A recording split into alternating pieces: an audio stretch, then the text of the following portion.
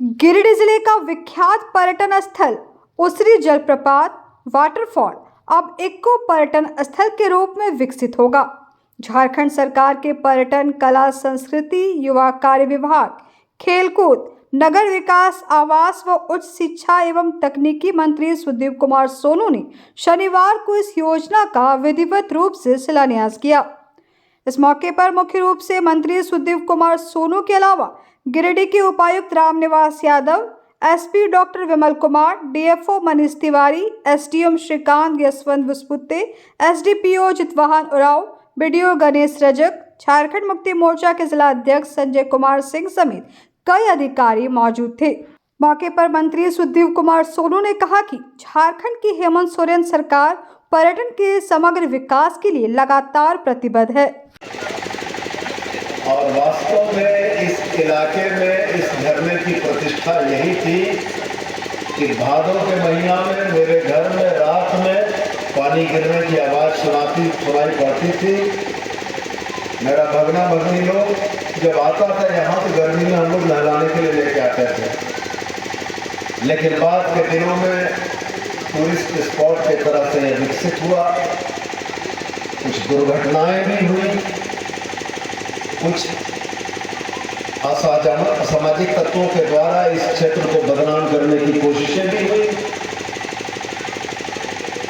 और वास्तव में कॉलेसर की बात से मैं सहमत हूं कि शमीम भाई, मोतीलाल सोरेन, इन तमाम लोगों ने यहाँ मिलकर सबसे पहले स्थानीय लोगों को संगठित किया।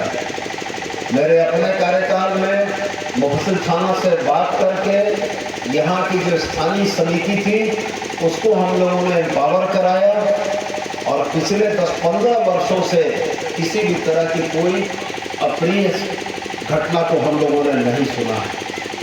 और जिस तरीके से संगठित रूप से पर्यटकों की सेवा सुरक्षा के लिए यहाँ स्थानीय लोग इकट्ठा रहते हैं, मैं ये उम्मीद और भरोसा भी करता हूँ कि जिला प्रशासन के सहयोग से, उसरी जलप्रपात सुरक्षा समिति के सदस्यों के सहयोग से हम लोग किसी भी तरह की अपनी घटना को टालने में सक्षम हैं और हर रोज इसको और बेहतर करने का प्रयास करेंगे।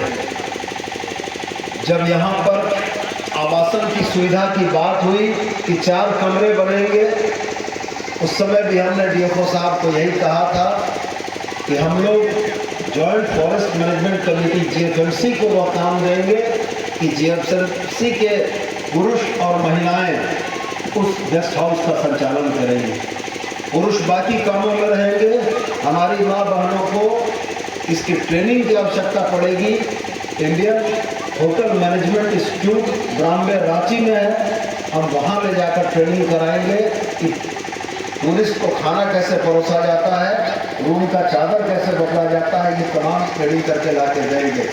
और साथ में एक बात और महत्वपूर्ण हम आपसे ज़रूर कहना चाहेंगे, सारे समय हम नहीं रह सकते हैं, सारे समय आपके थाना का प्रभारी नहीं रह सकता है, आप रहेंगे और इस वाटरफॉल और इस क्षेत्र की पर्यटकों की सुरक्षा से लेकर सहूलियत तक की जवाबदारी आप अगर लेते हैं तो आने वाले दिनों में लोग निर्भीक होकर यहाँ आएंगे और यहाँ की व्यवस्था देखकर खुश होकर लौटेंगे। और मुझको पूरा भरोसा है कि उसरी प्रपात सुरक्षा समिति इन कामों को बखूबी अंजाम देगी। और डीसी साहब, हमने रांची में भी बात कर ली है, नक्शा एक विकास का पैमाना बनाया, प्रारूप बनाया और चरणबद्ध तरीके से हम लोग काम शुरू कर रहे हैं। डीएफओ साहब ने मुझको आश्वस्त किया है कि अगले साल के जून माह तक यहाँ पूरा काम कंप्लीट हो चुका होगा। और मैं ये समझता हूँ कि अगले सीजन में जो टूरिस्ट यहाँ आएंगे उनको एक बदला हुआ वाटरफॉल दिखेगा। इसका एक नाम है, उसरी झरना इसको सब लोग बोलते हैं, लेकिन स्थानीय भाषा में हम लोग इसको हदरवा बोलते हैं। उसरी जलप्रपात के सौंदर्यीकरण के एक समग्र प्लान का हम लोगों ने शुरुआत किया है। 6 महीने के अंदर ये पूर्ण हो जाएगा और यहाँ पर पर्यटकीय सुविधाओं के विकसित करने के साथ साथ कॉटेजेस बनाने से लेकर तमाम तरह की सुविधाएं विकास की जा रही हैं। जून माह तक काम को पूरा करने का लक्ष्य है। विकास का आज शिलान्यास किया गया है माननीय मंत्री महोदय द्वारा।